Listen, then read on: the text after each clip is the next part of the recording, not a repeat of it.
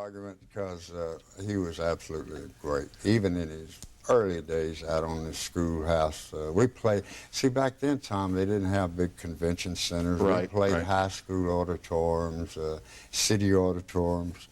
And, I mean, this boy would go out and just, I mean, he could burp and get a standing ovation before the world knew about Elvis. I mean, you really, at one point you described Elvis as, you almost felt that God sent him as a messenger.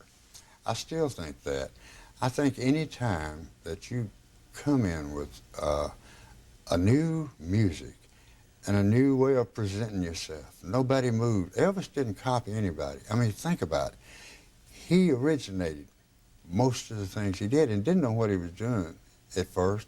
He was very nervous.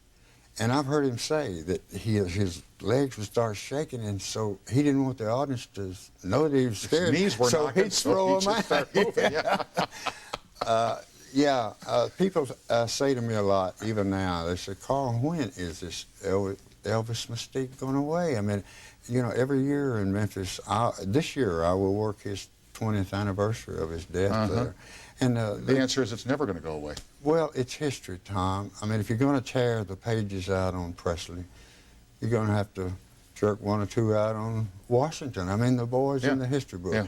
Because he gave America what they needed at the time. The 50s was a great era, man. I want to ask you here the difference between something that you, I'm going to say you invented it, you and a couple of other people, called rockabilly and rock and roll, but I got a break waiting that I must do. We are talking tonight with the incomparable Carl Perkins. His newest CD is called Go Cat Go.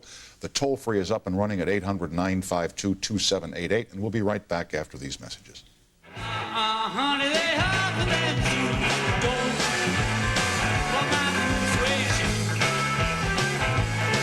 Well, you can do anything, but they have to persuasion.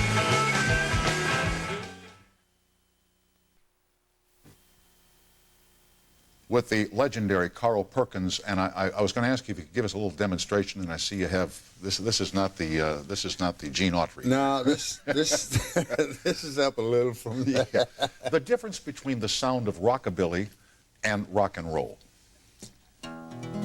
Well, the first rockabilly record to be recorded was by Elvis, and it was a Bill Monroe country classic.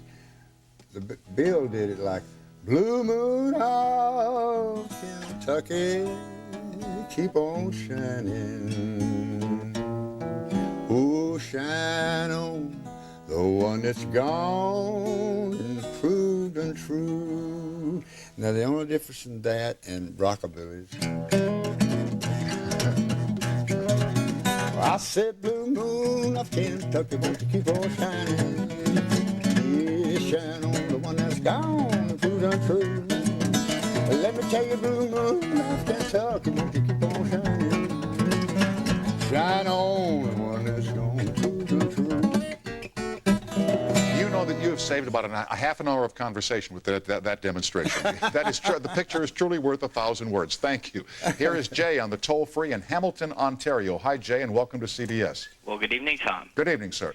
My question for Carl, was there any rivalry between you and Elvis?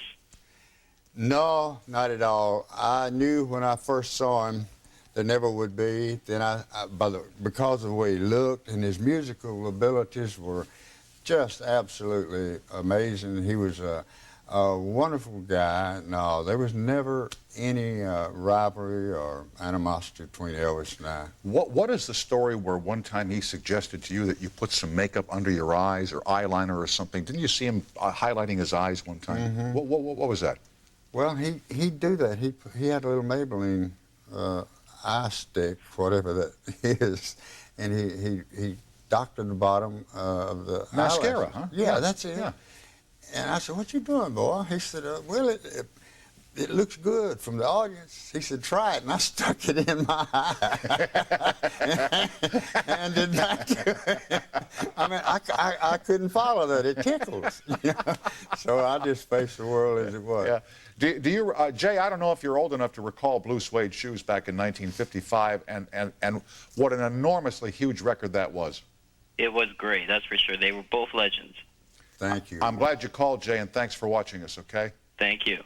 When you wrote Blue Suede Shoes, where did the idea come from?